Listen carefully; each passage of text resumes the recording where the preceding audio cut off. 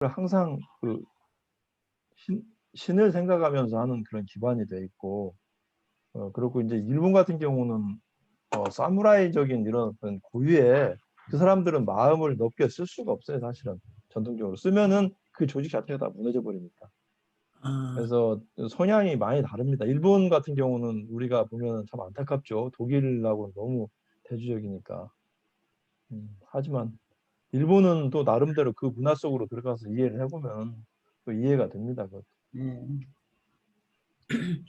일본에는 그 신을 감이라고 그러는데 일본은 아무래도 다신교를 믿는다고 볼 수가 있겠죠. 우리나라도 얘네들은 가서 강한다. 보면은 집마다 다 귀신을 다 모시고 있어요.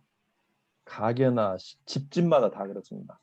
섬나라라 그런지 몰라도. 그래서 기독교적인 부분들이 뭐 굉장히 그게 뭐 들어가기가 쉽지가 않죠. 걔네들은. 이렇게, 어디 공부 시작합니까? 이 선생님. 111편이요. 네, 111편인데 여기 쉐어 스크린하고 여기 화면이 보입니까? 예, 네. 네. 네, 여기 공부 들어가기 전에 여기 그림 한두 장 설명드릴게요.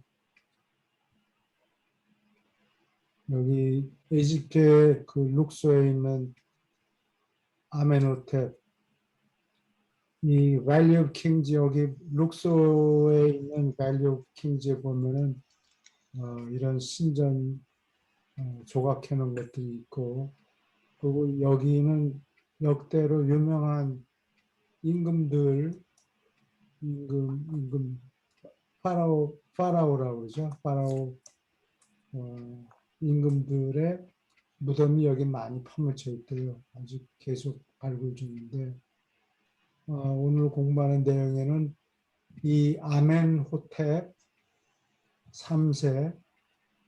3세에 대한 이야기가 나와요.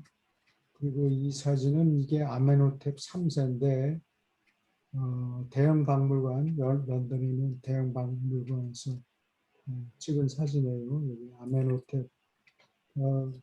스펠링은 그 주위에 여러 나라 사람들이 있기 때문에 요거는 그리스식으로 아멘호피스 3세 이렇게 적어놨고 아멘호피스나 아멘호텝이나 다 같은 이름이에요. 같은 사람이에요. 그리고 아멘호텝 3세는 아케나톤, 이 유라시아서에 많이 나오는 아케나톤 임금의 아버지예요.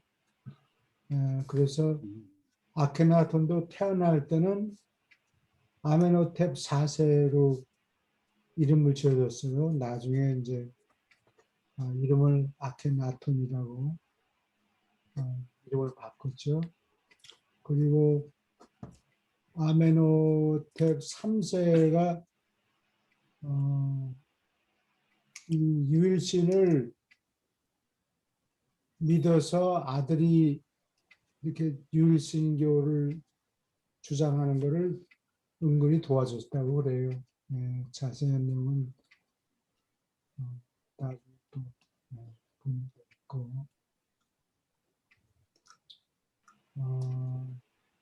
유일신 개념이 그 이스라엘 사람들보다 이집트에 먼저 들어갔네요. 네, 이 아멘호텝 3세가 여기 1400년 기원전 1400년 경이라고 그러는데 이 주위의 연들을 살펴보면은 아케나톤 또는 아멘호텝 3세가 한 기원전 1350년 가량 돼요. 1350년. 그 다음에 한 100년이 지나서 모세가 나타나요. 그래가지고 모세가 이스라엘 사람들을 한 2, 300명 데리고 나왔겠죠.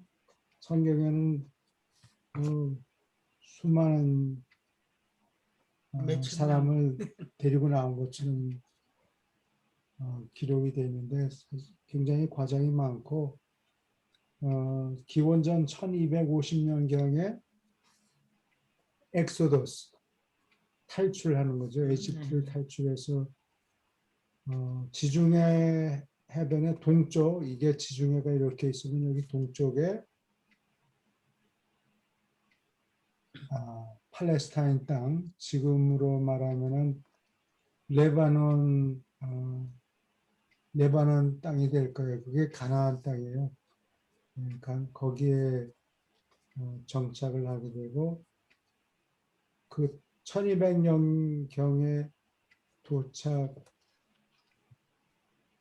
난 다음에 북쪽에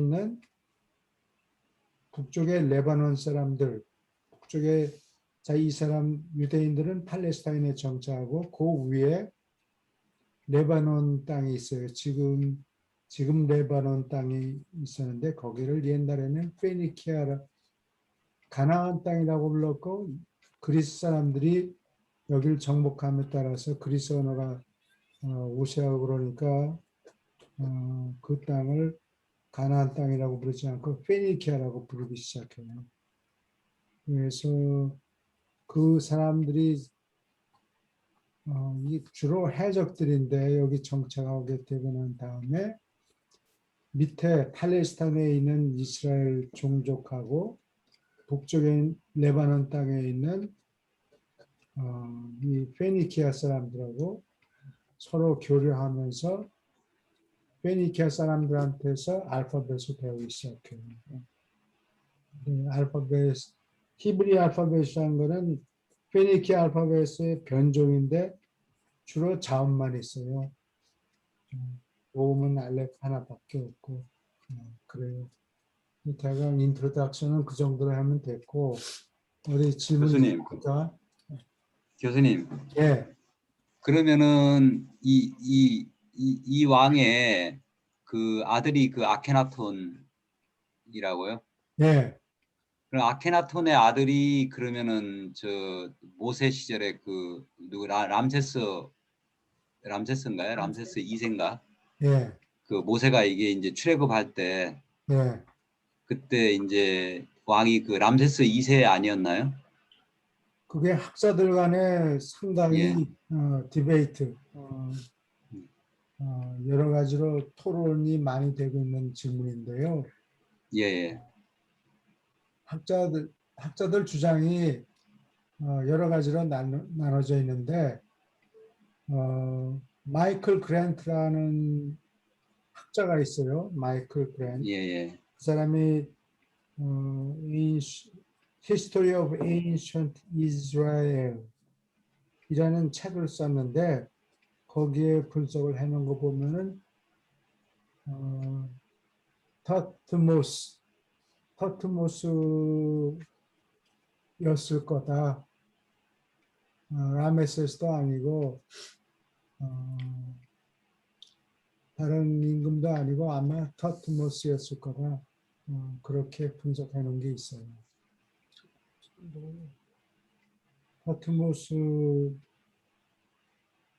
터트모스가 이 라메세스하고 가까울 거예요. 그 아들이든지 다 같은 친족인데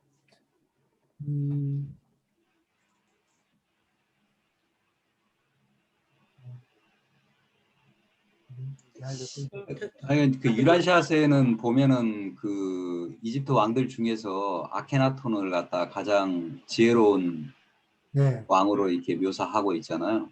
예. 그러니까 이게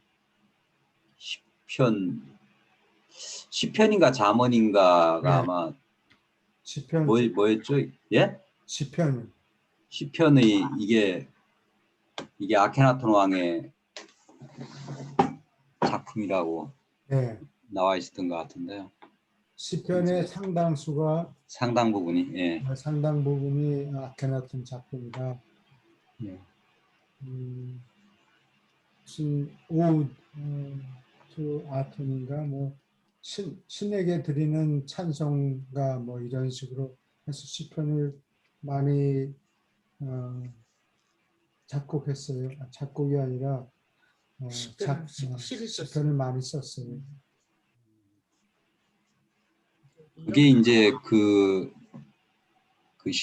신바빌로니아로 이제 전해져 가지고 그때 이제 신바빌로니아에 이제 그 기원전 580년에 이제 그쪽에 노예로 갔을 때 예, 이제 거기서 이제 신바빌론의 그 수도 바빌론에서 이제 그 유대인 학자들이 그걸 갖다가 이제 성서 속에 이제 편집을 하게 되는 그런 예. 계기가 됐겠네요. 네, 그래서 이 하늘에서 이거는 제 개인적인 해석입니다. 다른 사람 얘기가 아니고 이스라엘 사람들한테 이런 걸 가르쳐야 되겠는데 누가 나타나서 이런 걸 일일이 하나둘 가르치려면 그게 제대로 먹히겠어요. 그러니까 이 아시리아 사람들을 동원해서 이 유대인 국가 유다 왕국을 정복하고 거기서 수만 명을 포로로 데려가요. 바빌론까지. 예, 그래서 거기 가서 이율신 개념을 배우는 거예요. 자기네들이 원래부터 갖고 있었던 게 아니고 예, 예, 홍수 이야기 바빌론에 예, 이 사람 이스라엘 민족이 도착하기 1000년 전부터 홍수 얘기가 있었어요. 그리고 그 지방에 아시리아 바빌론 지방에도 생명나무 뭐 이런 기록들이 다 있어요. 조각을 해놓은 거지만. 그러니까 이 수많은 사람들한테 교육을 시켜야 되는데 제일 효과적인 방법이 아마 바벨론에 끌려가서 니네들이 눈으로 똑똑히 봐라. 이렇게 해서 뭐 좀 고생스럽긴 하겠지만 그렇게 교육을 시킨 것 같아요. 그러니까 하늘에서 사람을 교육시킬 때 이렇게 교육받는 사람이 평안한 생활을 하게 되진 않아요. 고생도 겪고 그래야 제대로 배울 테니까. 유일신 개념을 결국은 바빌론에 끌려가서 홍수 이야기 또 생명나무 이야기 이런 거를 전부 거기서 배우고 나중에 에즈라가 돌아와서 50년 정도 지난 다음에 에즈라가 돌아오고 느헤미야가 돌아오고 와서 그런 거를 구약을 기록하기 시작한 거예요. 모세가 있을 당시에는 알파벳이 아직 발명되지도 않았어요. 하나님이 손가락으로 뭐 도리가 새겼다 글자가 없었어요. 아직까지도. 뭐 대부분이 이건 과장이고 오케이. 질문 또 있습니까? 예. 그러니까 모세가 그러니까 있을 당시에는 이 사람들이 이제 이스라엘 사람들이 가지고 있던 그 신앙관이라고 해봤자 그 호렙산의 산신 네, 야훼를 그냥 모시는 그런 정도의 신앙이었는데 네, 이것이 이제 모세 이후에 여러 선지자들이 이어지고 그러면서 이제 최종적으로는 좀 그 이 사람들이 이제 그 노예로 끌려가지고 이제 선진문물을 갖다 견학을 하면서 거기에서 지금의 어떤 성서의 기초가 되는 모든 그 지식들을 거기서 집대성해가지고 돌아와가지고 이제 성서가 이제 비로소 편찬이 된 뭐 그런 예. 거네요. 예, 근데 제 생각에 유일신 개념은 요셉이 팔려가잖아요. 이집트로. 그리고 예. 모세가 이집트 공주에 의해서 건져져 가지고 갈대밭에 바구니에 떠 있는 그 모세를 건져가서 그 바로 궁전에서 자랐잖아요.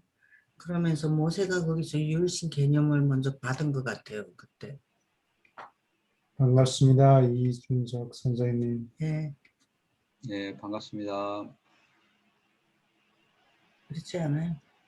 이집트의 저기 이카노의 태양신. 예, 그 바로 공주가 갖고 있었거든요. 바로 마키멘타 멜기세덱이 예수님 오시기 전에 2000년 전에 지금부터 4000년 전에 그 여기에 왔었으니까 그때부터 뭐 유효신 개념은 어떻게 보면 이스라엘 사람들에게 이게 전성이 되어 왔겠죠. 그렇군요. 그때부터. 예, 그때부터 전성이 되어 왔겠죠.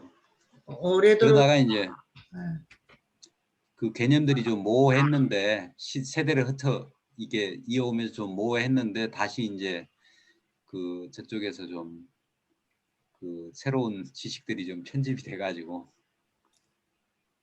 이스라엘, 이집트 사람이 믿던 하나님 개념은 주로 태양식 하나님 말씀을 잘 들으면 이 세상에서 잘 먹고 잘 살게 된다. 그거를 섭리라고 그랬어요. 섭리를 믿었던 섭리밖에 몰랐는데 이제 나중에 바빌론에 가서 고생하면서 그 이사야, 둘째 이사야, 세컨 아이제이아라고 그러죠. 예. 둘째 이사야로부터 아주 고고한 하나님 개념을 배우기 시작했죠. 질문 더 있습니까?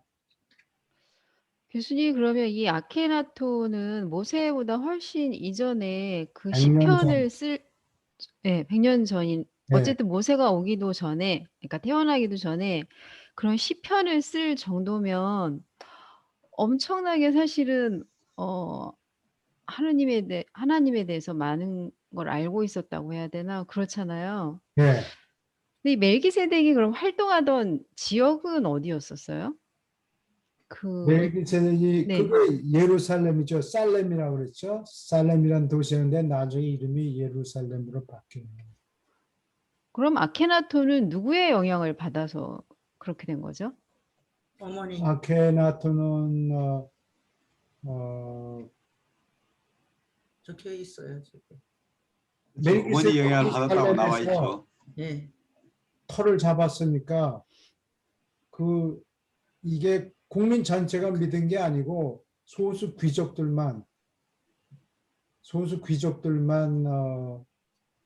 하나님을 믿은 거예요. 그래서 옛날 이집트 사람들은 자기네들 같이 미천한 사람들은 하나님 상관을 하지 않고 임금들만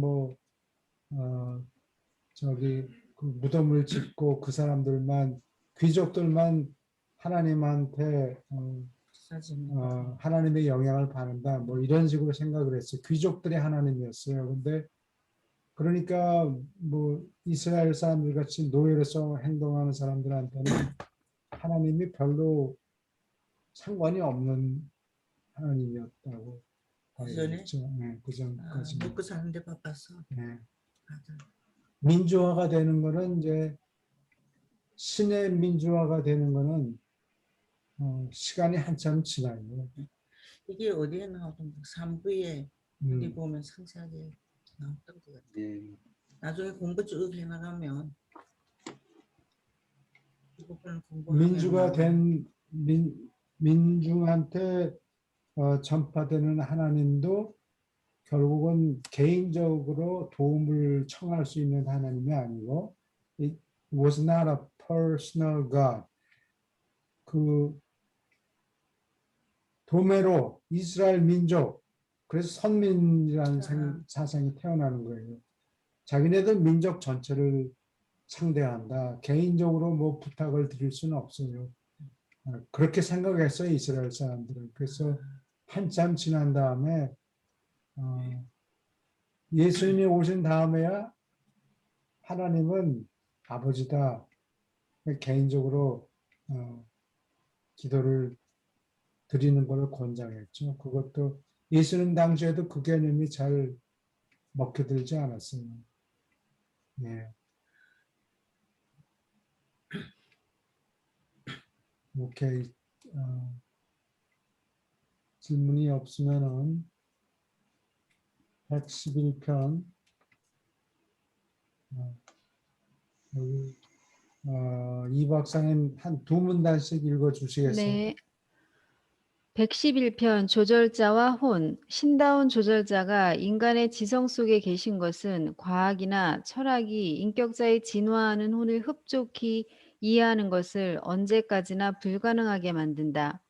상물질 혼은 우주의 산물이며 오직 우주적 통찰력과 영적 발견을 통하여 정말로 혼을 이해할지 모른다.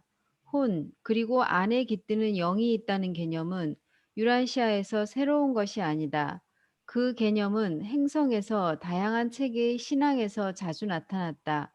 어떤 서양 신앙뿐 아니라 동양의 많은 신앙이 사람이 인간적 재산을 물려받았을 뿐 아니라 신성한 유산을 가졌음을 깨달았다. 신이 바깥에 두루 계실 뿐 아니라 마음속에 계시다는 느낌은 오랫동안 많은 유란시아 종교의 일부를 형성하였다. 인간의 성품 안에서 무언가 잠시 살다가 가는 현세의 인생을 지나서 견딜 운명을 가진 대단히 중대한 무엇이 자라고 있다고 사람들은 오랫동안 믿어왔다. 네, 여기까지 질문 있습니까? 여기에 우리 동양 사람들은 혼에 대해서 개념이 좀 분명치 않아요. 그래서 보통 우리가 쓰는 표현에는 그냥 내 영혼이 뭐 이렇게 찬송가를 듣다 봐도 그런 표현이 있고 그냥 영과 혼 잘 모르겠으니까 한꺼번에 붙여가지고 영혼이라고 불러요. 근데 한국 사람들이 영혼이라고 내 영혼, 너의 영혼 뭐 이런 거 얘기할 때는 그 의미로 보면은 이 책에서 보면은 그냥 혼이라는 개념을 언급할 때 내 영혼 이렇게 얘기를 하는 것 같아요. 그리고 여기서는 이제 영과 혼을 구분하는데 여기 바깥에 두루 계신다는 거는 이게 절대자인 하나님 개념을 얘기하는 거고 이게 설명을 수학 개념인데 그런 식으로. 어,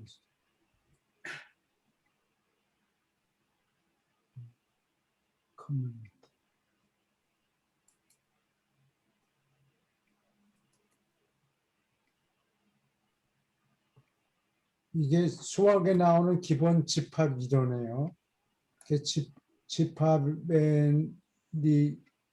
집합을 하나의 그 로프로 끈으로 본다면 이 안에 이제 멤버가 각 멤버가 A도 있고 B도 있고 C도 있고 X, Y, Z. 그 수학의 집합 이론이라는 거는 항상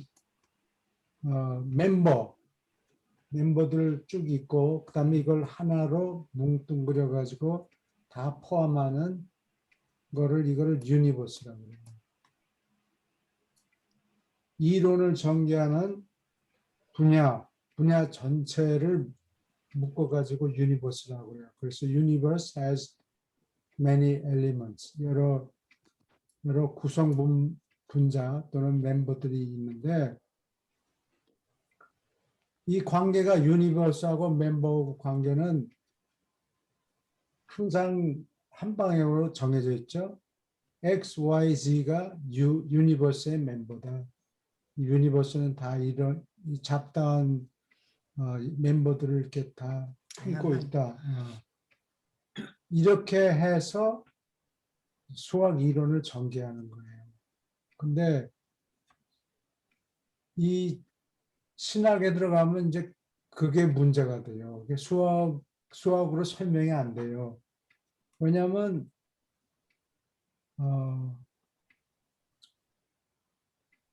하나님이 이제 하나님 속에 모든 것이 다 들어있다. 하나님 속에 우리가 하나님 속에 다 들어가 앉아 있다. 그렇게 얘기를 하면서 동시에 하나님이 각 멤버 안에 있다. 요건 새로운 개념이에요. 그러니까 이제 도마복음에 보면은 내 안에 있는 아버지 이렇게 된다고. 그러니까 모든 세상의 온 우주의 모든 것이 다 하나님 안에 있다 이런 개념이 있는데 거기에 붙여서 또한 하나님이 아버지가 내 안에 있다. 각 멤버 안에 속에 앉아 있다 이거예요. 그러니까 이거는 수학으로 다를 수가 없어요. 이렇게 그러면 그걸로 됐고 다시 들어가서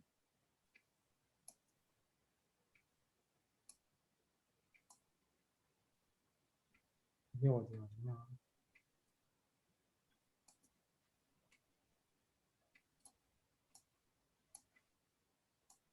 있다. 그래서 신이 바깥에 들어 계실 뿐 아니라 요 얘기는 파라다이스 저 멀리 절대자가 거기에 계신다는 거예요. 뿐만이 아니라 이 절대자가 온 우주에 안 계신 곳이 없다. 그런 얘기에 들어 계신다. 예. 그것뿐 아니라 각자의 마음속에 또 계신다. 그러니까 이거는 수학으로 설명이 안 돼요.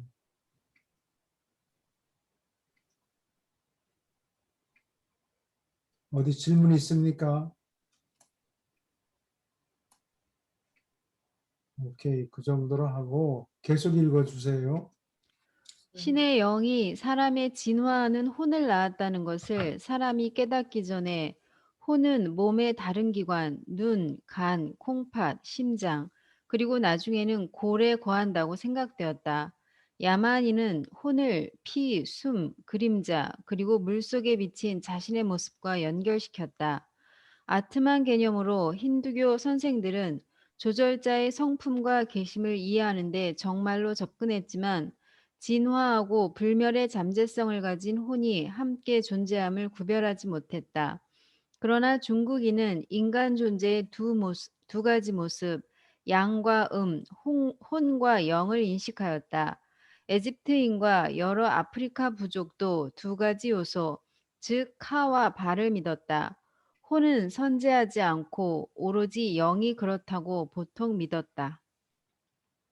네, 여기 중국 사람들이 양과 음을 혼과 영으로 이렇게 했는지는 구분했는지는 자세히 적힌 것이 없는데 그냥 양과 음양을로 사물을 설명하려고 만물의 이치를 설명하려고 했다는 것은 우리가 알 수 있죠. 그리고 에집트 사람들이 카와 바를 믿었다. 근데 이거를 잘 기억이 안 난다고 그래서 내가 쉽게 기억할 수 있도록 말씀을 드리는데 우리가 영과 혼이라고 그러죠. 이건 카와 바예요. 그러니까 카가 영이고 바가 혼이에요. 그렇게 생각하면 이해하기가 쉬워요. 질문이 있습니까? 네, 계속 읽어주세요. 나일강 유역의 거주자들은 은총을 얻은 각 사람은 태어날 때나 바로 그 뒤에 보호하는 영을 수여받는다고 믿었고 이것을 카라고 불렀다. 그들은 이 수호 영이 일생을 통해서 그 필사 주체와 함께 남아있고 그보다 먼저 미래 상태로 지나간다고 가르쳤다. 룩소에 있는 한 신전의 벽에는 아멘호텝 3세의 출생이 그려져 있는데 그 어린 왕자가 나일강 신의 팔 위에 그려져 있고 그 가까이 왕자와 모습이 똑같은 또 다른 아이가 있는데 그것은 에집트인이 카라고 부른 그 개체의 상징이다. 이 조각은 기원전 15세기에 완성되었다. 카는 관계된 필사자의 혼을 현세의 인생에서 더 나은 길로 안내하기를 바라지만 특별히 다음 세상에서 그 인간 주체의 행운에 영향을 미치고 싶어하는 우수한 천재 영이라고 생각되었다. 이 시기에는 한 에집트인이 죽었을 때 그의 카가 큰 강의 건너편에서 그를 기다릴 것이라 기대했다. 처음에는 오직 왕들이 칼을 가졌다고 생각되었으나 얼마 안 되어 올바른 사람은 모두 칼을 소유한다고 믿었다. 어느 에집트 통치자는 마음속에 있는 카에 대하여 말했다. 나는 카의 말씀을 무시하지 않았다. 나는 카의 지침을 어기기를 두려워했다. 나는 카로 인하여 번영하였고 카가 나로 하여금 어떤 일을 하게 만들었기 때문에 이처럼 성공했다. 나는 그의 지침으로 탁월하게 되었다. 카는 모든 사람 속에 하나님이 내리신 신탁이라고 많은 사람이 믿었다.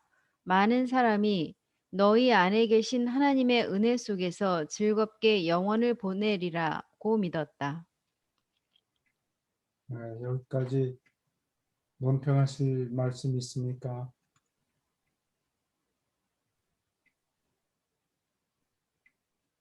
여기 칸은 영이에요. 처음에는 임금들 또는 아주 훌륭한 사람만 가졌다고 생각했는데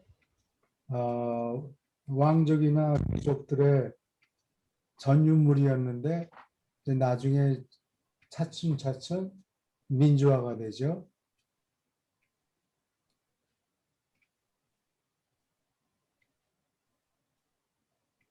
그래서 여기 칸은 사람 속에 계신 각자 속에 계신 영이다. 이렇게 좀 조금씩 이해하기 시작했어요. 계속 진화를 하는군요. 그래서 하나님이 아버지다. 그런 개념을 둘째 이사야, 영어로는 듀트로 아이제이아라고 그러죠. 둘째 아이제이아, 둘째 이사야가 하나님이 아버지다. 이런 개념을 먼저 얘기했어요. 예수님이 발명한 게 아니지만 그 개념을 더 광고를 많이 했죠. 그 개념을 더 사람들에게 많이 설명했어요. 그래서 실제로 그 개념을 발명한 거는 둘째 이사야인데 그거를 유행하게 만든 거는 예수님이에요. 그래서 우리가 주기도문에도 보다시피 하늘에 계신 아버지, 우리 아버지, 그렇게. 사랑이 많으신 아버지 예수님은 그렇게 했어요. 우리 아버지, 하나님이 우리 아버지다.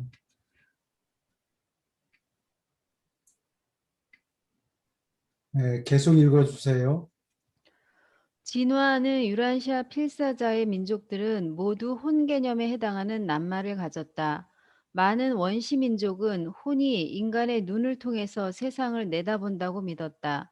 따라서 악한 눈이 악의를 가진 것에 겁을 먹고 두려워했다. 그들은 사람의 영은 주의 등불이라고 오랫동안 믿었다. 릭 베다는 말한다. 나의 지성이 나의 마음에게 말하도다.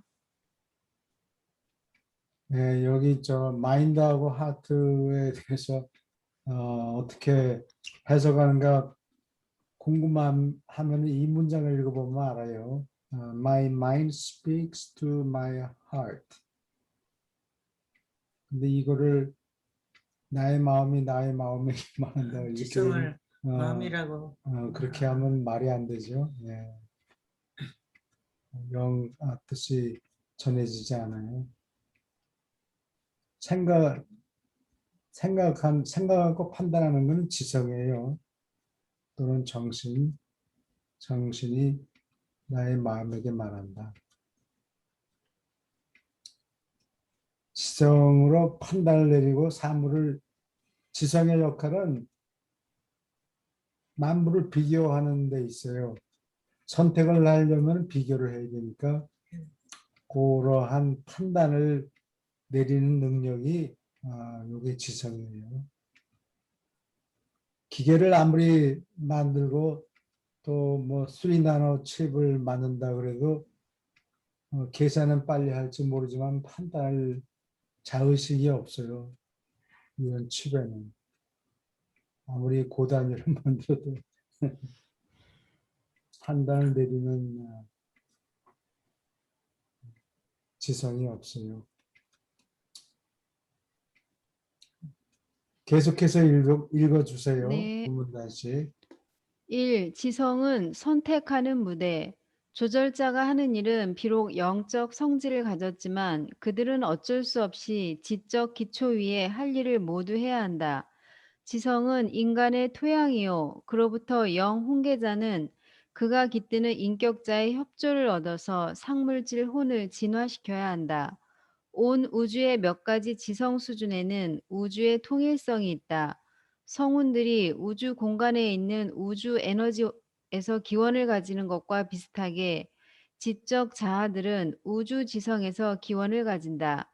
지적 자아의 인간 수준에서 따라서 인격 수준에서 필사 지성의 찬성을 얻어서 그러한 인간 자아 속에서 절대 가치를 가진 개체 점의 창조적 계심과 함께 인격자가 받는 영적 재산 때문에 영의 진화 잠재성이 지배하게 된다. 그러나 영이 물질 지성을 지배하는 것은 두 가지 체험의 제약을 받는다. 이 지성이 7 보조 지성형의 봉사를 통해서 진화했어야 하고 물질, 인격 자아는 상물질 자아, 즉 진화하고 불사의 가능성이 있는 혼을 창조하고 육성하는데 깃드는 조절자와 협동하기를 선택해야 한다. 네, 여기 코멘트 할 게 있습니까?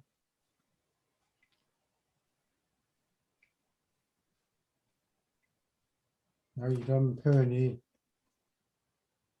절대 가치를 가진 개체점이다. 이거 조절자를 얘기하죠. 네.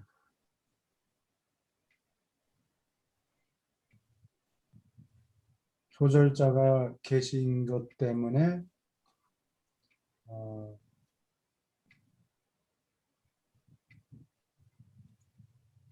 혼이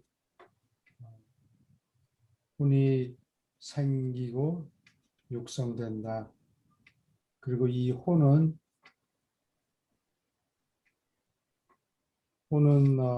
불사의 가능성을 가지게 된다. 근데 이거는 본인이 그렇게 선택을 해야 되죠. 나는 이 생애로 충분해. 이거 끝나면 그것으로 뭐 더 끝나고 더 다른 게 없다. 이렇게 믿는 사람한테는 할 수 없어요. 영생도 본인의 의사에 반대해서 거슬러서 강제로 줄 수가 없어요. 본인이 싫다 그러면은 일생 사는 동안에 고달팠는데 더 이상 살기 싫다. 그렇게 하면은 뭐 그걸로 끝이에요. 그렇게 생각하는 사람들이 많더라고요. 많아요. 중국 친구한테 얘기했더니 야, 나는 다른 생을 더 살고 싶지 않다. 산다는 게 너무 고생스럽다. 그게 너무 힘들다. 더 안 살고 싶다. 죽은 다음에 혼이 계속 한다는 게 믿어지지가 않는 거예요. 네. 그런 생각이 들겠죠. 코멘트 할 게 있습니까? 여기서요. 네.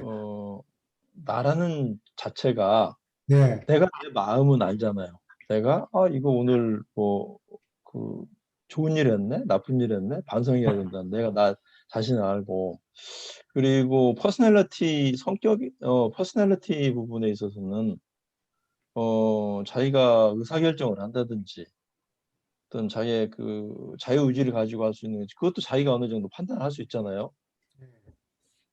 그리고 조절자의 경우는 그것도 어느 정도는 그 느낄 수 있을 것 같아요. 조율자도 어느 정도 이거는 도덕적으로 좀 부당하다. 부당하지만 내가 성공하기 위해서 이건 해야 되겠다. 어떤 이런 것들이 의사결정을 한다든지 뭐 이럴 때 그 느낌으로 좀 오는 것 같아요. 제가 정확히 모르겠는데, 근데 혼이라는 것을 내가 느낄 수 있나요?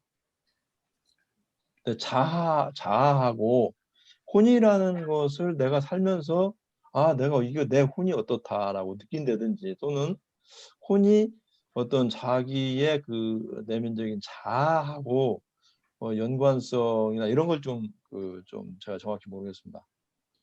네, 그게 구분하기가 힘든데 우리가 각 사람이 이것이 내다라고 하는 그 주체가 혼이에요.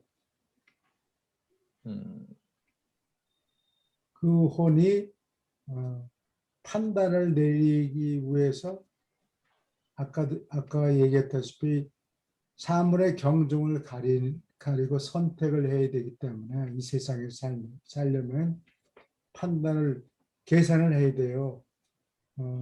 비중을 가려야 되고 그게 지성인데 지성이 소유물이 아니고 빌려다 쓰는 거예요. 우주 지성이 지옥 우주의 성령이 내려준 것을 쓰는 것뿐이에요. 그러니까 물건을 나를 때 예를 들어서 윌베로라는 게 미국 파머들이 이렇게 큰 대야 같은 거에다가 이렇게 손잡이 2개 붙여놓고 바퀴 하나 달고 물건 나르는 데 쓰는데 파머들이 우리 집에도 몇 개 있고 그런데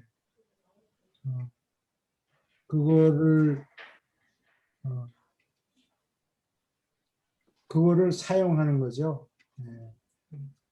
지성은 도구로서 판단을 하기 위해서 선택을 해야 되기 때문에 판단을 하느라고 지성을 이용하는데, 지성은 이게 지성령의 도움을 받으니까 그 일종의 이게 개인의 소유물이 아니고 풍덩 빠지는 느낌이에요. 그 도구를 계산기를 이용하는 거예요. 지성은 그 삼위 중에 셋째 분한테서 온다 그렇게 되어 있더라고요. 셋째 분. 그러니까 무한영한테서 무한영한테서. 오는 거예요. 각 음, 주체가 네. 살기 위해서 항상 판단을 내려야 되고 경중을 가려야 되고 선택을 해야 되니까 그러한 판단을 내리는 능력을 우리에게 주는데 그게 지성이에요. 그러면은 두뇌에서 생각하는 거하고, 저는 이제 이 부분을 생각 조절자, 그리고 성격, 그다음에 자아적인 혼, 예, 마음, 예. 이렇게 생각하고, 그다음에 이제 우리가 생각을 우리가 어떤 지식하고는 개념이 다르잖아요. 생각에서 판단을 하고, 우리 이제 물질적인 거에서 보면은 근데 또 지성이라는 게 또 어떤 영하고 연결이 돼 있나요? 이게 또 지성은 비중을 가리는 능력이에요. 비중을 왜냐면 생각 우리가 속에 가야 되니까, 연결이 돼 있는가 이거예요? 선택해야 되니까 예.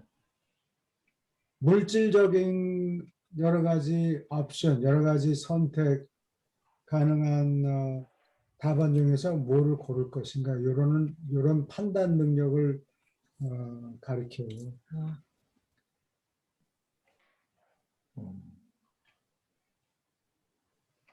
또는 그러한 인간에게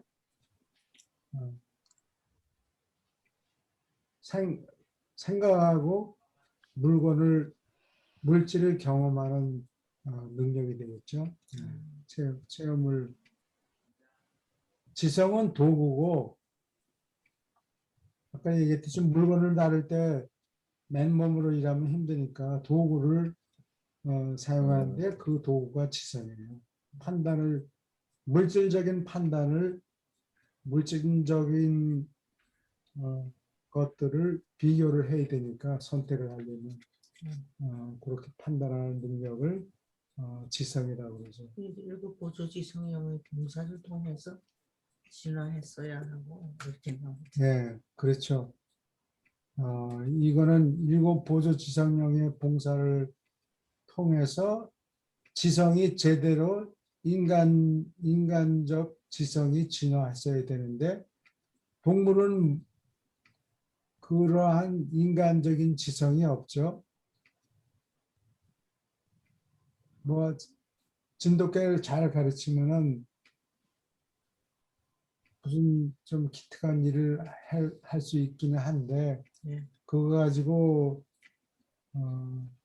그 동물을 영생을 얻게 만들 만한 지성은 없습니다. 그 수준이 되질 않아요. 기트는 조절자와 협동하기를 주인이 없을 때 뭐 훔쳐 먹고 고기를 훔쳐 먹고 그다음에 뭐 미안한 느낌이 약간 있을까 말까 뭐 그 정도지.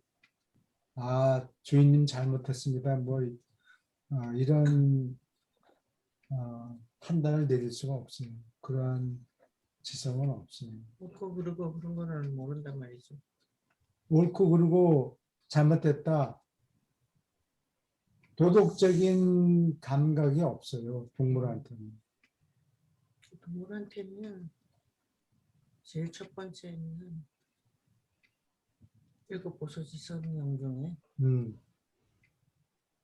제일 첫 번째 동물한테, 발달돼 있어요. 개한테는 일곱 보조 지성령이 없어요. 다 없어요.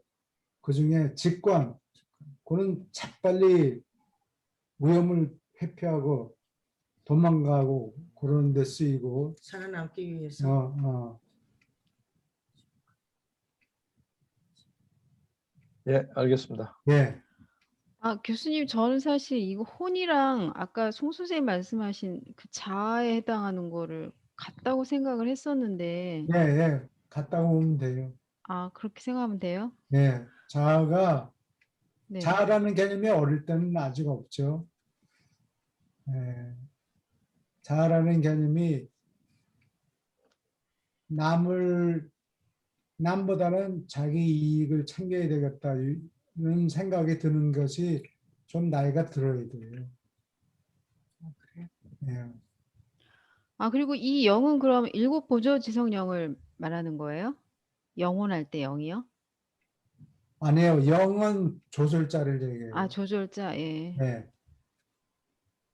근데 일곱 지성령의 도움을 받아서 일곱 보조 지성령은 지기, 용지, 상예지 그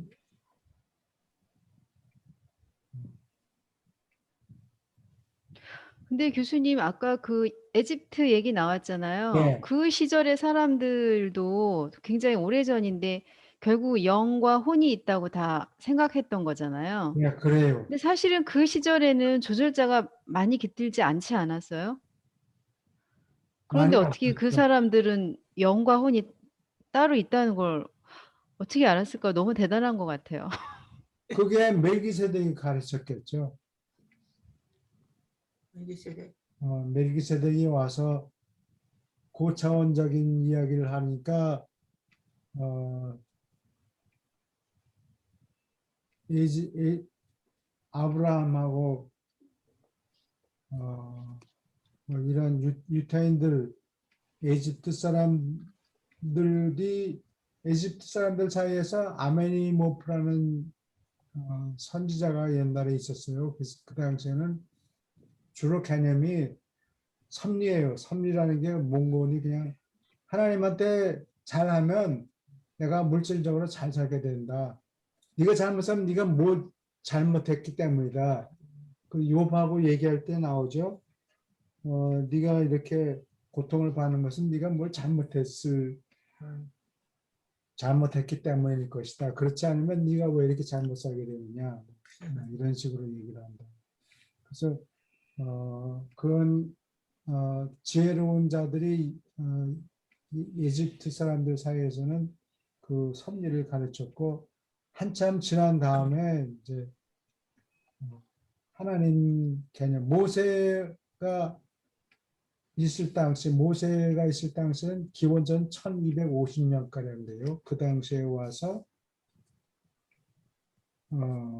하나님은 스스로 계시니 I am what I am 그렇게 네. 모세한테 당신을 뭐라고 사람들한테 설명하면 좋겠습니까? 그러니까 I am what I am 나는 스스로 계십니다.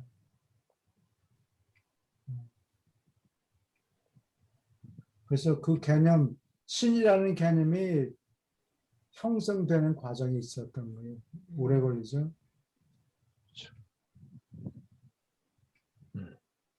질문 더 있습니까? 아니, 갑자기 그 생각이 들었어요. 그냥 우리는 아까 이 책에서 나왔던 것처럼 혼이라고 생각되는 말 영혼이 있다라고 얘기를 하는데 사실은 뭐 네가 영혼이 있다 없다 하는 것도 어쩌면 과대 표현이라고 할 수도 있는 게 조절자가 없는 사람일 수도 있잖아요. 그 사람은 실질적으로 영혼이 있는 게 아니라 혼만 있는 거잖아요. 네, 아니 그러니까 모든 조절자가 예. 대부분의 사람에게 오긴 오는데 별 할 일이 없는 거예요. 이란샤 제대로 하자면은 조절자가 없으면은 혼 자체가 생겨나지가 않잖아요. 아예. 네, 그래요. 그렇죠. 도덕성이 없으면 혼이 생겨나지 않죠. 대부분의 사람이 도덕성이 없다 하더라도 항상 없는 게 아니고 어떤 때는 이거 잘못해놓고 이거 잘못했는데 라고 후회하는 사람들이 있으니까 100번 잘못하고 한 번 후회하더라도 조절자가 있는 거는 맞아요. 근데 활동을 하기가 힘든 거죠. 그러면 만약에 조절자가 있어야지만 혼이 생긴다고 하면 아까 송 선생님 말씀하신 것처럼 혼하고 자아하고는 또 다른 거 아니에요? 조절자가 없는 사람도 자아는 있잖아요. 그럼 완전히 물질적인 자아겠죠. 왜? 네, 그래서 지난번에 사람 모습은 갖고 있는데 네, 그 구분을 한다 그랬잖아요. 네. 조절자가 있는데 그 조절자는 이번 생애에 실패한 거예요. 헛일하는 거라고. 언니. 그러니까 제 얘기를 하고 뭐 돌을 차버리든지 아마 사람같이 같으면 그렇게 행동했을 텐데 이번에는 완전히 공쳤네. 그리고 그래도 건질 게 번번이 있겠죠. 공치다가 어쩌다가 한 번씩 네. 가끔가다 걸리는 거예요. 그래도 건지는 게 있을 거 아니에요. 그걸 희망을 가지고 사는 거예요. 조직자가. 일단 동물에서 원시인 상태가 되면은 조절자가 아니라도 뭐 영융합 있고 조절자 융합 있고 그렇잖아요. 네.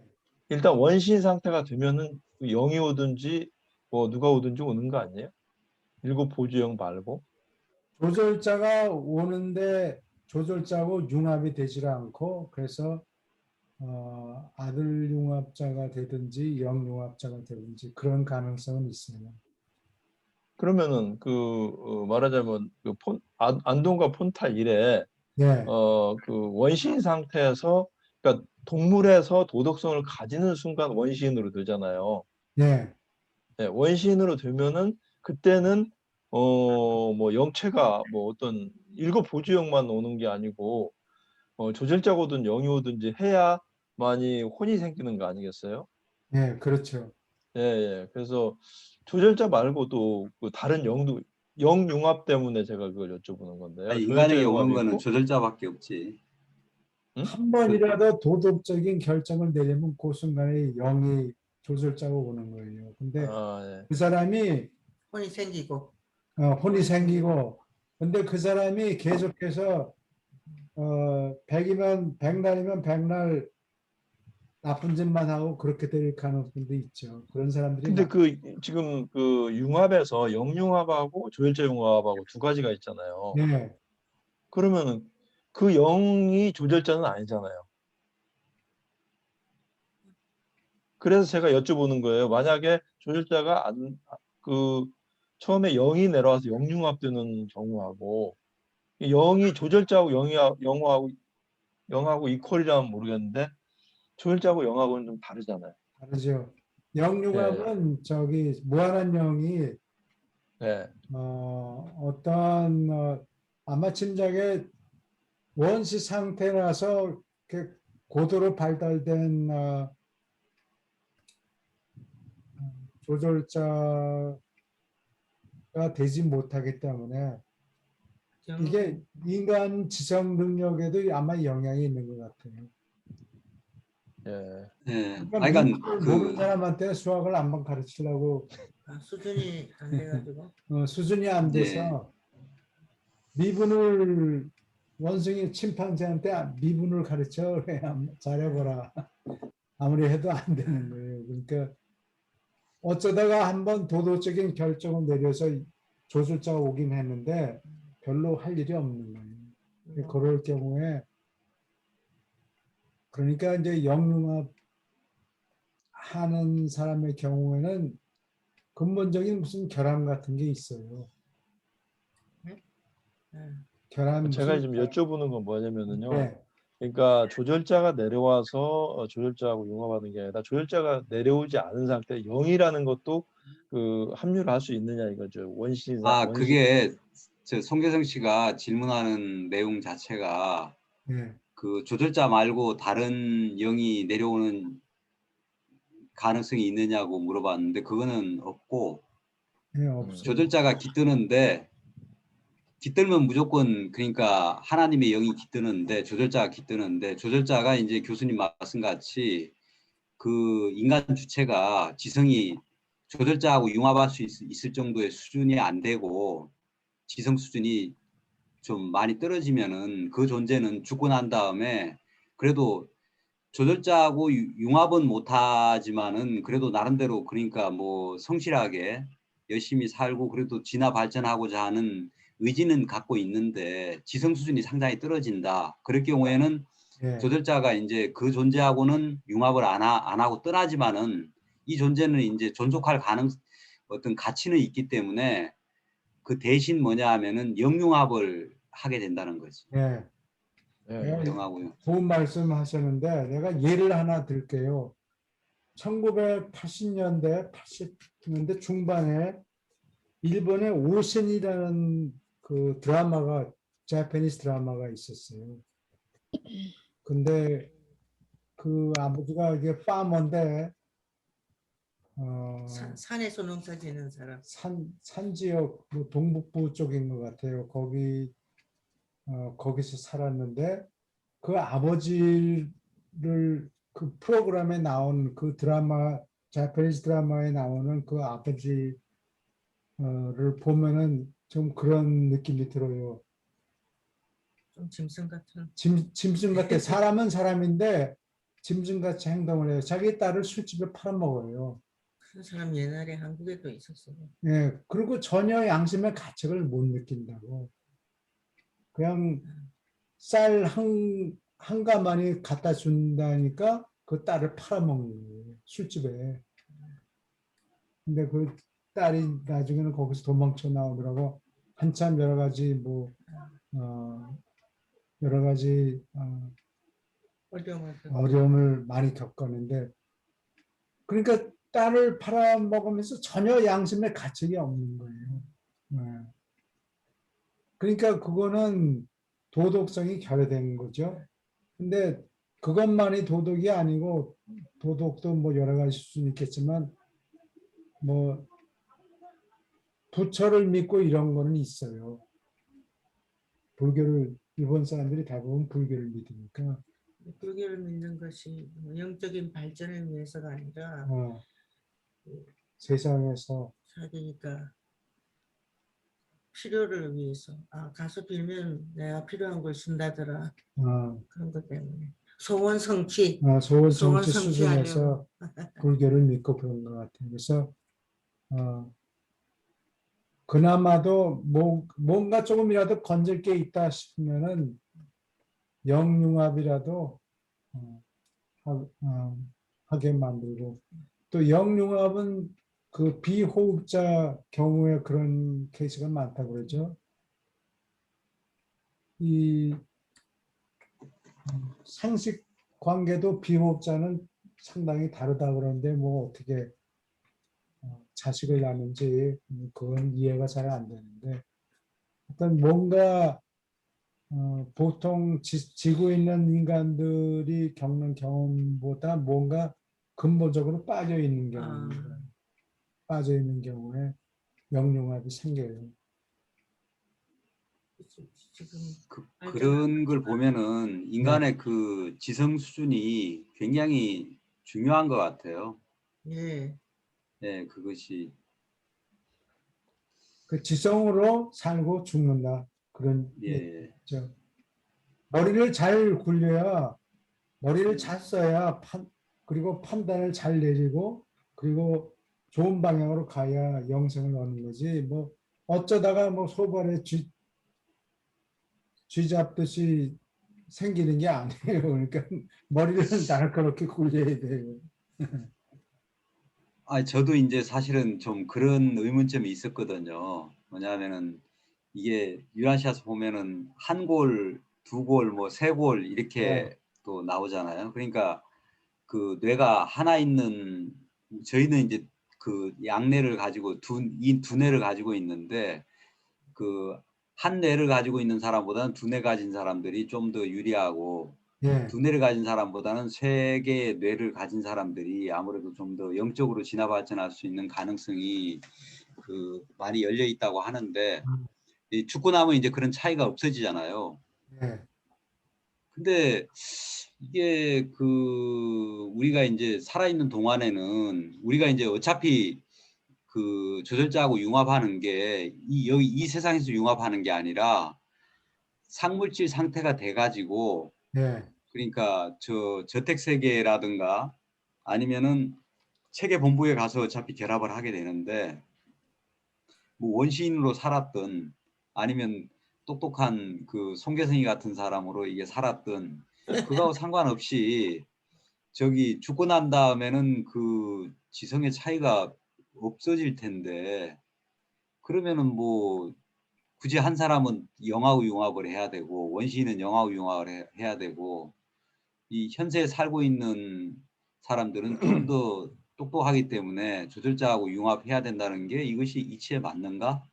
사실 그런 의문은 좀 가지게, 아직까지 그것도 뭐 완전하게 해소된 건 아니지만은 그게 뭐 그렇게 되는 데는 뭔가 이유가 있을 것이다 이렇게 생각을 하지만은 좀 그런 에, 좀 논리적인 어떤 그런 좀 생각은 하게 되죠.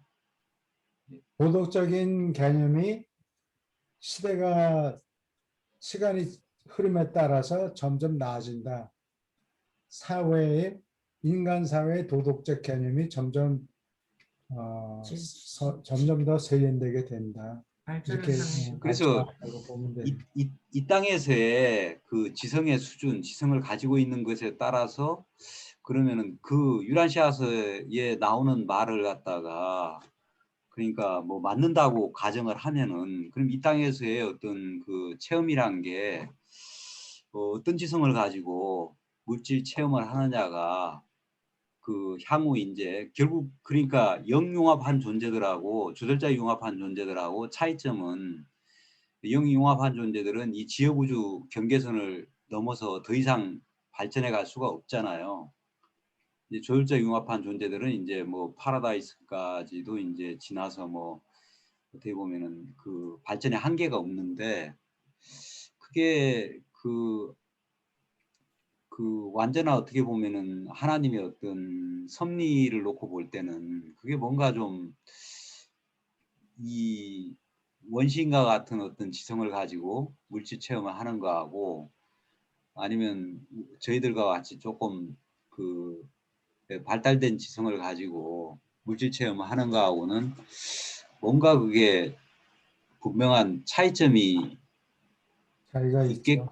예, 있겠구나 하는 생각을 갖게 되죠. 네. 이거 아니 공부 그러면은 거기에서 저기 네. 죄송한데요. 거기에서 지금 그 마인드적인 지성, 그다음에 그 퍼스널리티적인 그 고유의 어떤 그런 부분, 고유의 뭐 개인성이라든지 그런 거하고. 근데 여기에서 생각할 수 있는 게 이거는 뭐 어떤 그 마음의 깊이나 넓이나 이런 파탄하고 이런 것들인데 실질적으로 이거하고 연결이 되어 있는 게 뭐냐면 두뇌잖아요. 사람이 얼마만큼 판단을 해도 어느 정도 논리적이고 합리적인 체계를 바탕으로 해서 진행이 되는 것들은 대부분 뭐 그 두뇌에서 많이 작용이 되는데 이런 두뇌에 대한 어떤 용량을 똑같이 가지고 가나요? 저쪽 그 다음 단계로 갈 때도요? 지난번에도 질문했죠. 그건 그 잘 자아적인 부분에서 네. 어떻게 보면은 고유의 한 인간으로 놓고 본다면은 마음이 지성적인 그 어떤 마인드가 저 사람은 마음이 넓어, 아니 협량해, 마음의 깊이가 깊어, 이런 거라든지 이런 자아적인 측면에도 자기 어떤 주체적인 어떤 의식과 이런 세계들이 있는데 근데 이것에 상당한 영향을 미치는 게 사실 두뇌적인 부분이잖아요. 원시인하고 지금 우리하고 뭐 의식 세계라든지 철학적인 세계라든지 이런 것들이 많이 진화 발전하긴 했지만 근본적인 바탕은 두뇌적인 바탕을 물질 육체적인 여기에 기반을 둔 두뇌적인 데서 많이 작용을 하는데 그거를 가끔 그런 생각을 한 적이 있어요.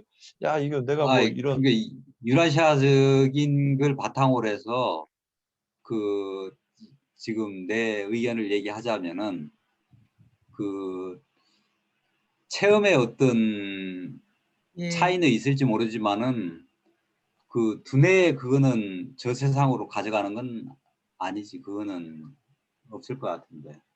그건 없는데 단지 내가 그러니까 원시인의 어떤 지성 체계를 가지고 여기서 물질 체험을 하느냐 아니면은 그 현생 인류의 어떤 지성 체계를 가지고 물질 체험을 하느냐 이 체험의 어떤 그 가치 체험의 어떤 뭐 그런 차이는 그 존재하는 것 같아요. 예. 저 다음 세상에서도 그거는 다시 돌아와서 물질 체험을 할 수가 없는 거기 때문에 원시인이 체험한 체험의 어떤 깊이하고 저희가 이제 그 현실을 인식하면서 체험하는 이거는 거기에는 분명히 차이점이 존재하는 것 같아요. 그런 차이는 체험의 차이는 존재하는데 뭐 저 물리적인 어떤 그 두뇌의 차이는 다음 세상에 가면 완전히 없어져 버리잖아요. 교수님. 것 같아요.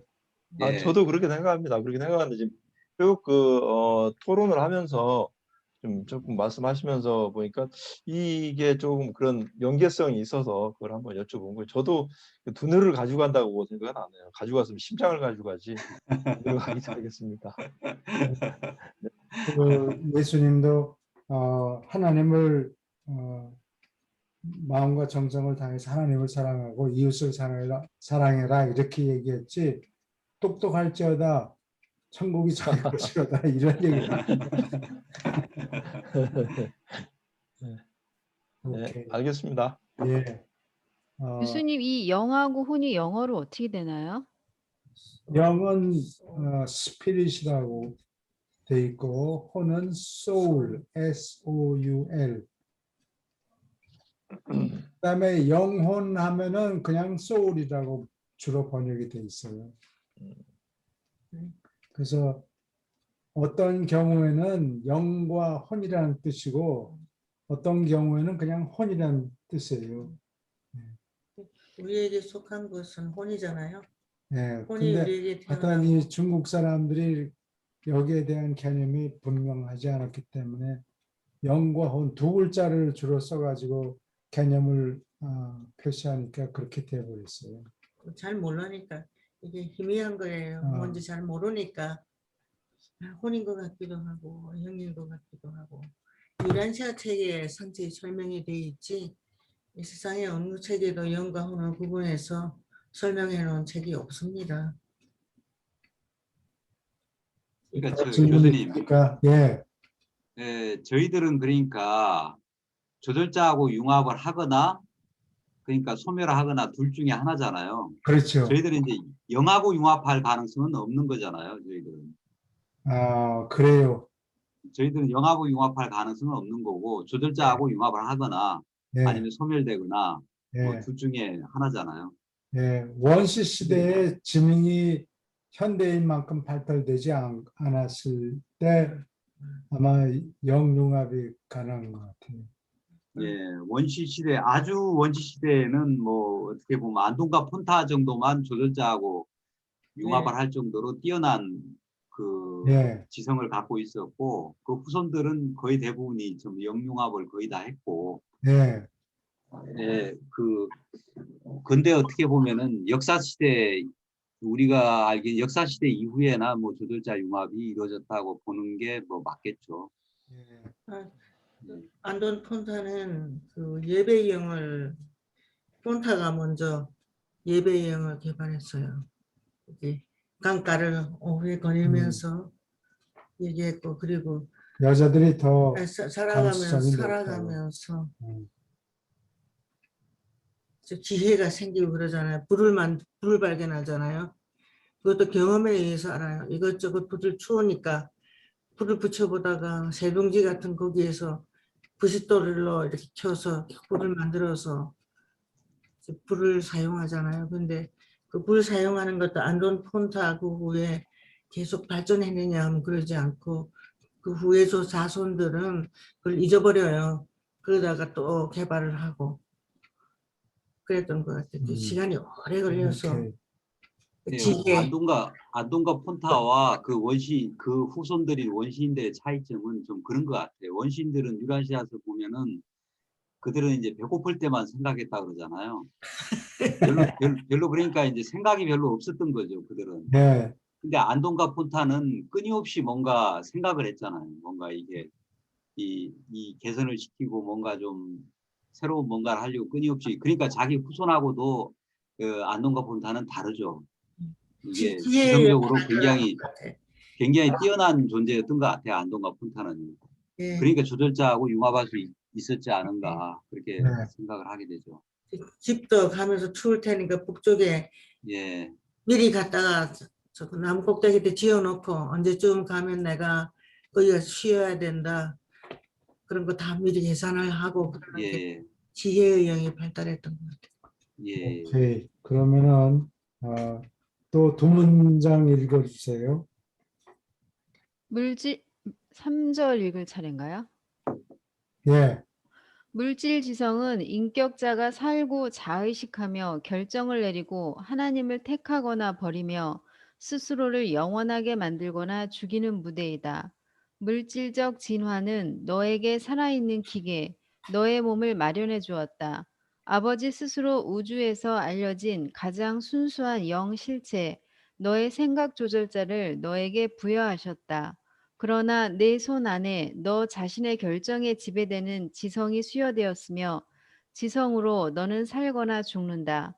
이 지성 안에서 너는 이 지성을 가지고 너를 조절자와 같아지게 만들 수 있는 도덕적 결정을 내리며 조절자와 같아짐은 하나님과 같아지는 것이다. 예, 이거 머리를 잘 써야 영생한다는 얘기예요.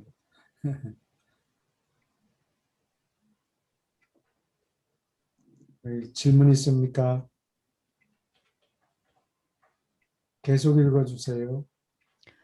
필사자의 지성은 물질적 일생 동안에 쓰기 위하여 인간에게 빌려준 일시적 지능 체계이며 인간이 이 지성을 사용함에 따라서 그들은 영원히 존재할 가능성을 받아들이거나 물리친다.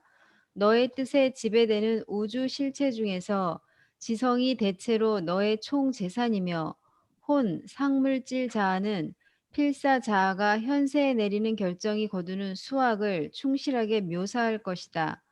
인간의 의식은 밑으로 전기화학 작용 위에 살포시 놓여 있고 위로는 상물질 에너지 체계에 살며시 닿는다. 이 두 체계 중 어느 것도 인간은 그 필사 인생 동안에 결코 완전히 의식하지 않는다. 따라서 사람은 자신이 의식하는 지성 속에서 일해야 한다. 지성이 무엇을 이해하는가 하는 것보다 지성이 무엇을 이해하기를 바라는가, 이것이 살아남는 것을 보장한다. 지성이 무엇과 비슷한가가 아니라 지성이 무엇과 같이 되려고 애쓰는가, 이것이 영의 신분을 증명한다. 사람이 하나님을 의식하는 것보다 사람이 하나님을 간절히 찾는 것이 우주에서 승천하는 결과를 낳는다. 내가 오늘 무슨 신분인가 하는 것은 날마다 영원 속에서 내가 무슨 신분이 되고 있는가 하는 것보다 그다지 중요하지 않다. 네, 하나 여기 더 읽어야 될 것 같은데요. 네, 하나 더. 지성은 인간의 의지가 죽음의 불협화음을 치거나 아니면 바로 그 인간의 의지가 하나님을 확인하고 그 결과로 사람을 영원히 살아남게 만드는 아름다운 멜로디가 솟아나게 할 수 있는 우주의 악기이다. 결국 사람에게 수여된 조절자는 악에 물들 수 없고 죄를 지을 능력이 없지만 비뚤어지고 자아를 추구하는 인간 의지에 죄 짓는 음모로 인하여 필사자의 지성은 실제로 비틀리고 왜곡될 수 있고 악하고 더러워질 수 있다. 마찬가지로 하나님을 아는 인간의 의지, 영의 빛을 받은 의지에 따라서 이 지성은 고귀하고 아름답고 참되고 선하게 실제로 위대하게 될 수 있다. 질문 있습니까?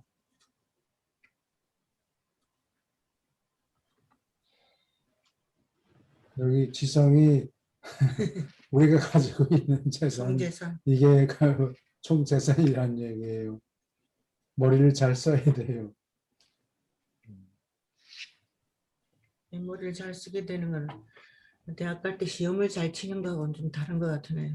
예, 아까 원시인들이 영융합하는 그 존재들과 이런 부분에 있어 가지고 이제 그 조절자 융합하는 존재들하고의 어떤 차이점이 많이 있는 것 같아요. 저희들은 이제 살아오면서 이제 여러 가지 이제 공부도 하고 여러 가지 우주에 대해서 뭐 물질에 대해서 여러 가지 철학적으로 이게 사고도 굉장히 많이 하고 이렇게 하게 되는데, 원시인들은 사실은 뭐 그런 먹는 거 외에는 별로 이렇게 가치 있는 어떤 생각이라든가 그런 걸 토대로 한 어떤 현실적인 경험을 할 기회들이 주어지지 않잖아요. 야. 그렇기 때문에 이제 그 물질 체험의 어떤 깊이나 폭이나 이런 것들이 원시인들하고 우리 이제 그 역사 시대 이후에 어떤 우리 인류들하고는 많이 그 체험의 어떤 질이 차이가 나는 것 같아요. 거기서 이제 뭐 영융합이 되든가 이제 조절자 융합이 되든가 이런 차이가 나지 않을까 그런 생각이 드네요. 이 장을 보면 예, 말씀하세요. 의견을 얘기해도 되나요? 예, 예. 이 장을 보면서 느끼는 게 우리가 살아남고 하늘을 향해서 가는 가장 큰 것은 마음, 지성의 의지 같네요. 하늘을 찾으려고 하는 의지, 어떻게 예. 앞으로 어떻게 나가려고 하는 의지, 성실한 의지가 가장 핵심인 것 같네요. 어떻게 보면 예. 나의 재산을 그냥 가만히 놔두지 말고 계속적으로 갈구하고 찾고 하는 지극히 그 어떤 성실한 끊임없는 의지, 하늘을 찾으려고 그거 같습니다. 저는. 예. 음. 이거를 수학적으로 얘기하면 수학. 예, 그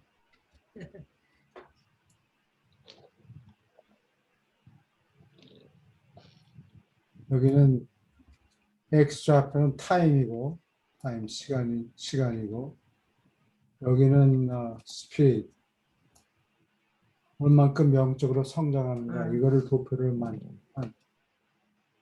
한 사람은 예를 들어서 뭐 승려든지 무슨 신부든지 아주 높이 올라가 있다고. 근데 제자리 걸음을 하고 이렇게 뭐 올라갔다 내려갔다 하겠지. 제자리 걸음을 하고 얼마나 지금 높이 올라가는가 그거는 별로 중요하지 않다는 거예요. 얼마나 높이 올라가는가 그거는 별로 중요하지 않고 뭐 그게 하늘에서 보면은 사실 애게 그것밖에 안 돼. 뭐 이렇게 볼 수도 있다고요. 또 한 사람은 형편이 아주 무인지경 아주 얼마 안 되지만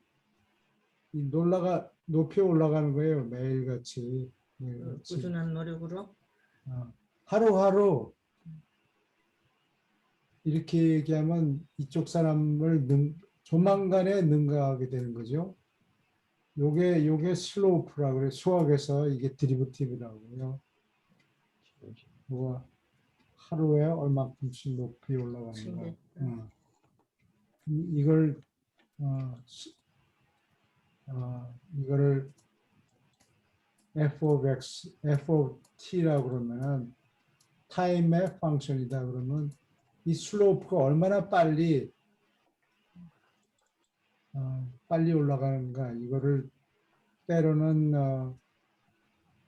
타임 디리버티브라고 그래가지고 점을 딱 찍어요. 점을 찍는 게 ds 이게 ds t 시간. 1시간이 지나는데 따라서 얼만큼 영적으로 높아지는가. 하루를 지나면서 더 높아지는가, 영적으로 높아지는가. 요게 중요한 거지. 요거 슬로프 디리버티브가 얼만큼 높은가 그게 중요하지. 얼만큼 현재 많이 쌓아왔는가는 별로 중요하지 않다는 거예요. 그게 별게 아니니까. 그게 이 말씀입니다. 먼저 된 자가 나중되고 나중된 자가 네. 먼저 된다. 그게 그 얘기인 것 같은데. 그렇게 될 수 있다는 거지. 그런 꼭 거지. 그렇게 된다는 얘기는 아니에요. 그렇죠. 유란샷에 보면은 네. 그 지금 상당히 그러니까 유란시아에서 중요한 역할을 하고 영적으로 많이 진화한 존재들이 무슨 이유에서인지 모르지만은 소멸을 선택하는 경우들이 많잖아요. 네. 그런 경우가 저는 이제 여기 그 1.5의 그 마지막에 네. 내가 오늘 무슨 신분인가 하는 것은 날마다 영혼 속에서 내가 무슨 신분이 되고 있는가 하는 것보다 그다지 중요하지 않다. 예, 예. 요 말 속에 다 축약이 돼 있는 것 같아요. 그렇죠. 그래요. 이게 이제 유란시아서의 어떻게 보면은 전체를 그러니까 대표하는 말의 하나거든요. 이게 이제 유란시아서의 표는 진보이다. 예. 그러니까 그래서 하나님이 진보기 때문에 네. 하나님을 나날이 알고자 하는 의지 그거보다 더 중요한 거는 없는 것 같아요. 그게 없는 순간, 네. 그게 없는 순간에 그냥 끝나는 거죠, 뭐 그냥. 네. 네. 우주의 캐치월드가 프로그레스다. 이렇게 무슨 말씀. 신분인가 이 얘기는 얼만큼 현재 높이 올라가 있는가 네. 그거는 별로 중요하지 않다는 거예요. 예, 교수님이 방금 도표로 이렇게 설명하셨듯이 네. 아무리 그러니까 뭐 기독교나 천주교의 높은 신부들이나 아니면 저 불교의 어떤 그 많이 깨달은 사람이더라도 그 자리에 머물러 있으면은 그건 그냥 끝인 거죠, 그냥. 네, 그래요. 예. 끊임없이 하나님을 알고자 하는 그 마음, 그 열정을 가지고 그 가느냐 안 가느냐, 그것이 이제 중요한 것 같아요. 오케이. 계속 오늘은 발전하려고 여기까지 하고 네. 예수님 편을 좀 읽어야 되겠네. 시간을 이게 힘든 부분이라 어. 혼돈이 되고 그런 부분이라.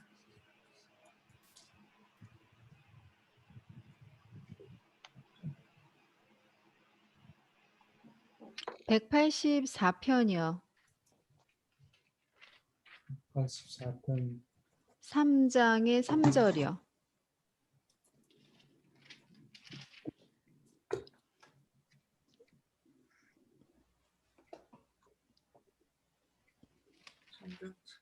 삼장 3절이라 그랬어요. 네. 네.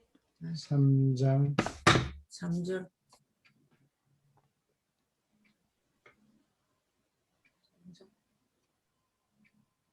3절 하나 더 가면 됐어. 3장 3절. 여기 전 선생님 읽어 주시겠어요? 두 문단씩. 예. 이 수사제와 서기관과 사두개인들 그리고 바리새인들 가운데 들어가 그 예수 그들의 지위를 위협하고 그들의 고난에 도전하는 자가 이제 안전히 소나기에 있다고 얼마나 뻑이었는지 복수에 불타는 그들의 소나기에서 그가 결코 살아서 달아나지 못하리라고 굳게 결심하였다. 보통은 사형 제목으로 사람을 재판할 때 유대인은 대단히 조심스럽게 진행하였고 증인 선택과 재판의 전체 운영에 온갖 공평한 보호 조치를 마련했다. 그러나 이 경우에 가야바는 치우치지 않은 판사이기보다 검사였다. 여기 산헤드린 멤버 70명인데 이 사람들이 대부분이 주사제예요. chief priest. 몇십 명 되죠?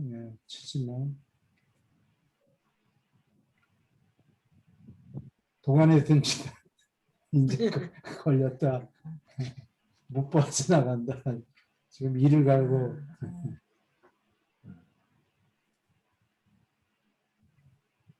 오케이. 계속 읽어주세요. 예수는 평상시에 옷을 입고 손이 뒤로 묶인 채로 이 법정 앞에 나타났다. 그의 위험 있는 모습에 그 법정 전체가 놀라고 얼만큼 어리둥절했다. 그들은 그러한 죄인을 바라본 적도 없고 목숨을 건 재판을 받는 사람에게서 그렇게 침착한 태도를 구경한 적도 없었다. 유대율법은 죄수에게 한 제목을 씌울 수 있기 전에 어떤 항목에도 적어도 정인 두 사람이 찬성해야 한다고 규정하였다. 유대율법이 배반자의 증언을 특별히 금했기 때문에 유다는 정인으로 쓰일 수 없었다. 20명이 넘는 거짓 정인들이 예수에게 불리한 증언을 하려고 준비되어 있었지만 그들의 증언이 너무나 모순되고 너무나 명백히 날조된 것이어서 산헤드린 의원들 자체가 그 연출을 무척 부끄러워했다. 예수는 이 거짓 정인들을 인자하게 내려다 보면서 거기 서 있었고 바로 그의 얼굴빛이 거짓말하는 정인들을 쩔쩔매게 하였다.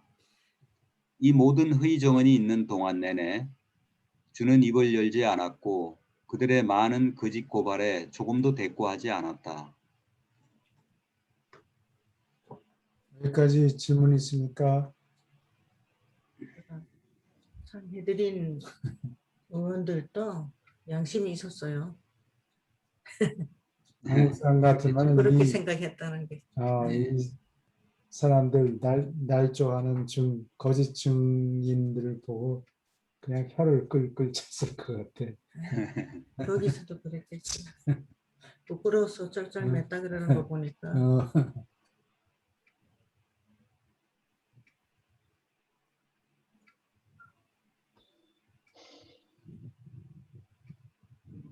질문 없지만 계속 읽어주세요. 처음으로 그 정인들 가운데 어떤 두 사람이 의견의 일치와 비슷한 것이라도 가까이 간 것은 한 성전 강연을 하는 과정에서 손으로 지은 이 성전을 부수고 손을 쓰지 않고 지은 또 다른 성전을 사흘 안에 세우겠다고 예수가 말하는 것을 들었다고 두 사람이 정언했을 때였다. 언급한 이 논평을 했을 때 그가 자신의 몸을 가리켰다는 사실과 상관없이 그것은 예수가 말씀하신 꼭 그대로가 아니었다. 이 제목들 가운데 어느 것에도 너는 대답이 없느냐 하고 대사제가 예수에게 소리를 질렀어도 예수는 입을 열지 않았다. 이 모든 거짓 증인이 증언하는 동안에 그는 말없이 거기에 서 있었다. 증오, 광신, 끄리낌 없는 과장이 이 거짓 증인들이 하는 말의 특징이었기 때문에 그들의 증언은 그 자체에 얽혀서 실패했다. 그들의 거짓 고발에 대한 최선의 반박은 주의 차분하고 품위 있는 침묵이었다. 질문 있습니까? 이게 새벽 한 서너 시 됐어요. 계속 읽어주세요. 거짓 정인들의 정언이 시작된 뒤에 얼마 있다가 안나스가 도착하고 가야바 옆자리에 앉았다. 안나스는 이제 일어서서 성전을 부순다고 하는 예수의 이 위협이 그에 대한 세 가지 제목을 정당화하기에 충분하다고 주장했다. 1. 그는 민중을 비웃는 위험한 자이다. 민중에게 불가능한 것들을 가르치고 달리 민중을 속였다. 2. 신성한 성전에 폭력 쓰기를 주장했으니까 그는 미친 개혁자이다. 아니면 어떻게 그가 성전을 부술 수 있는가? 그가 새 성전을 짓겠다. 그것도 손을 쓰지 않고 짓겠다고 약속했으니 그는 마술을 가르쳤다. 네, 여기까지 질문 있습니까?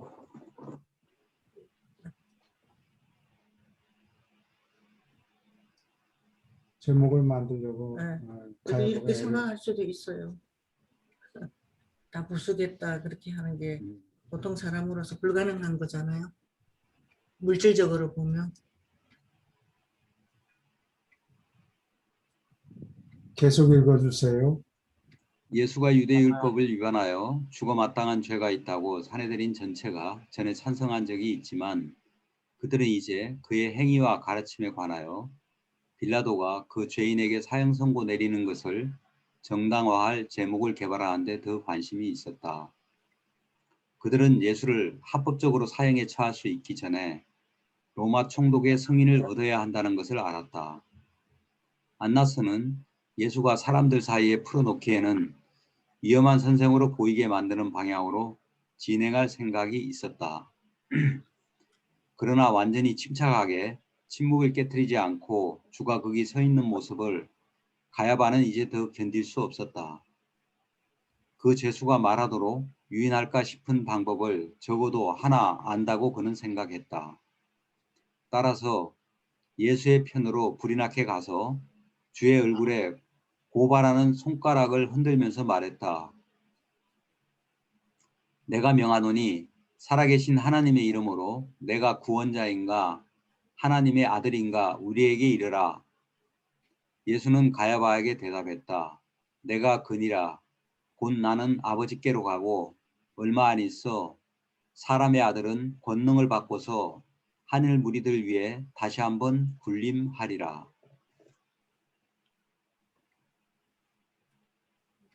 이런 말씀은 보통 사람들이 보기는 사람들이 이해를 못할 말들이잖아요.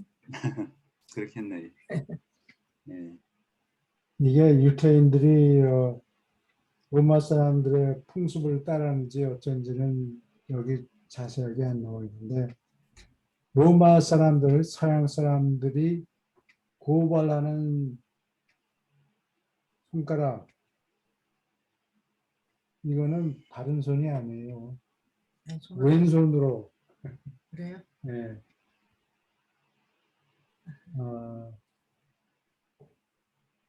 왼손으로 손가락질하고 아, 저주하고 이래요. 그래서,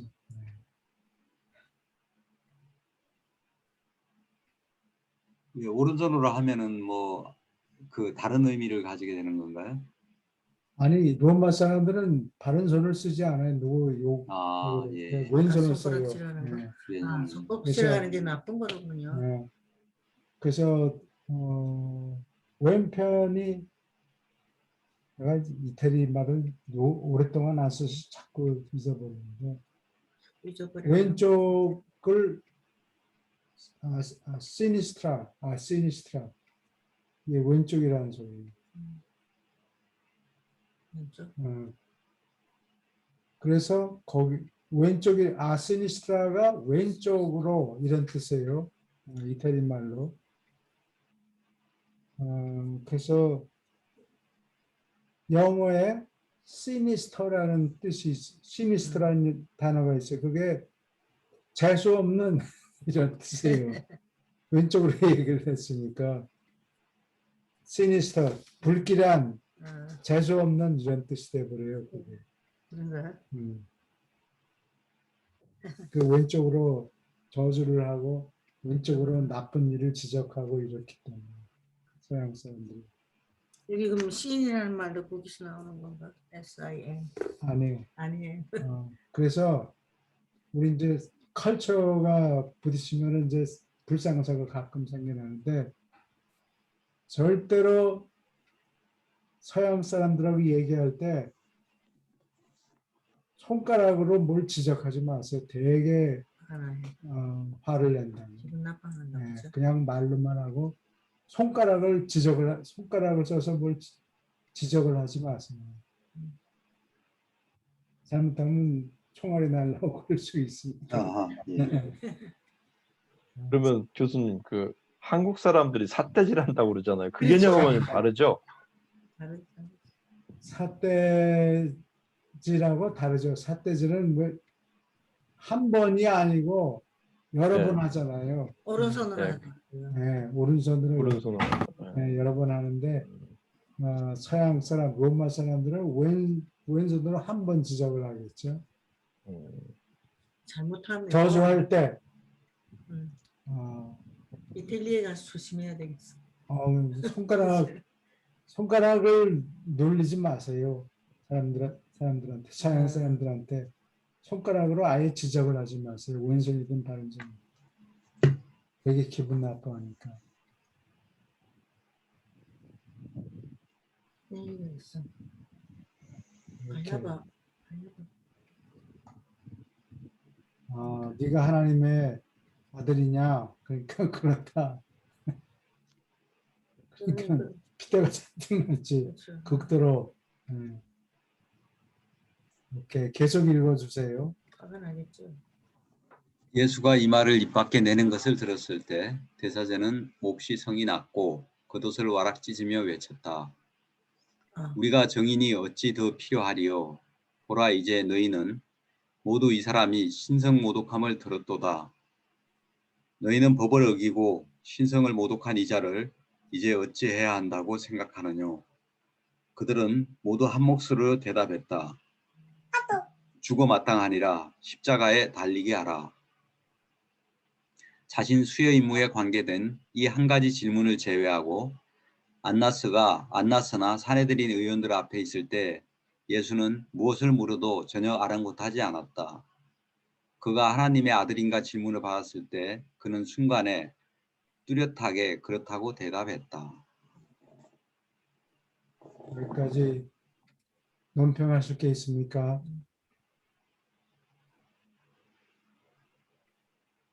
사람들은 예수님이 말씀하는 걸 이해를 못 하잖아요. 그죠? 예수님이 누군지 모르니까. 그 시시껍질한 질문을 하니까 아예 귀찮고 통하지 않으니까. 대답할 가치도 없다 이렇게 생각했을 겁니다. 계속 읽어주세요. 안나스는 그 재판이 더 진행되고 나중에 빌라도에게 제출하기 위해서 예수와 로마 율법 및 로마 제도의 관계에 대하여 분명한 성질의 제목을 작성하기를 바랐다. 의원들은 이 문제를 빨리 매듭지으려고 초조했다. 이것은 그날이 유월절을 준비하는 날이고 오후에는 아무런 세속의 일을 해서는 안 되었을 뿐만 아니라 또한 유월절 축하 기간에만 빌라도가 예루살렘에 있었으니까 그가 유대 땅에서 로마인의 수도 케자리아로 언제라도 돌아갈까 두려웠기 때문이었다. 그러나 안나스는 법정을 통제하는 데 성공하지 못했다. 아주 뜻하지 않게 예수가 가야바에게 대답한 뒤에 대사제는 앞으로 걸어 나와서 손으로 예수의 얼굴에 따귀를 올려붙였다. 법정의 다른 의원들이 그 방을 나가면서 예수의 얼굴에 침을 뱉고 그들 가운데 여럿이 비웃으며 손바닥으로 예수를 찰싹 때리자 안나스는 참으로 수술아치게 놀랐다. 이렇게 무질서하게 들어본 적이 없는 그런 혼란 속에 사내들인 의원들이 예수를 재판하는 이 첫 회의가 4시 반에 끝났다. 너무 무리하게 보는군요. 빌라도가 케자리아로 돌아가기 전에 케자리아는 지중해 동쪽 해안에 있는 큰 도시죠. 예. 지금도 유적이 아주 많이 남아 있어서 우리가 사진 많이 찍어서 올려놨는데 거기로 곧 갈 것 같으니까 빌라도가 떠나기 전에 지금 뭐를 제목을 만들려고 그런 거예요.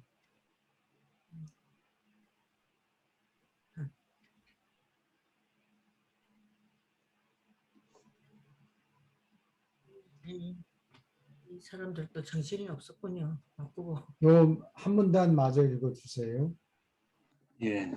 편협하고 전통에 눈이 먼 거짓 판사 30명은 거짓 증인들과 함께 한 우주의 올바른 창조자를 주제넘게 재판하고 있다.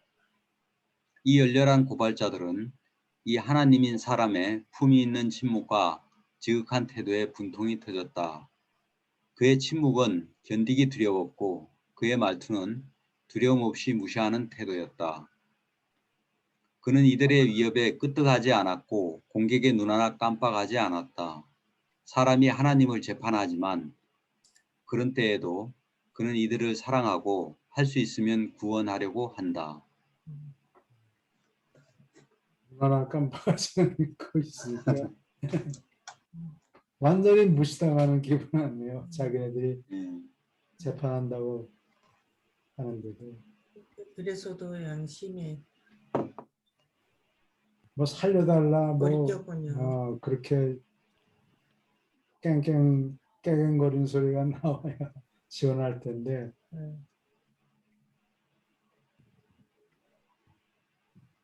다른 질문 있습니까? 그래서 더 부끄러웠군요. 네. 예수님의 그 그래서 분통이 따뜻한 터지는 태도. 거죠.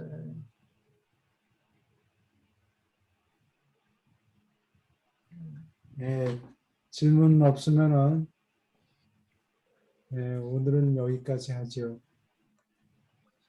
고맙습니다. 네, 감사합니다. 수고하셨습니다. 예, 감사합니다. 사랑할 수 감사합니다. 네, 안녕히 계세요. 네. 오늘 좀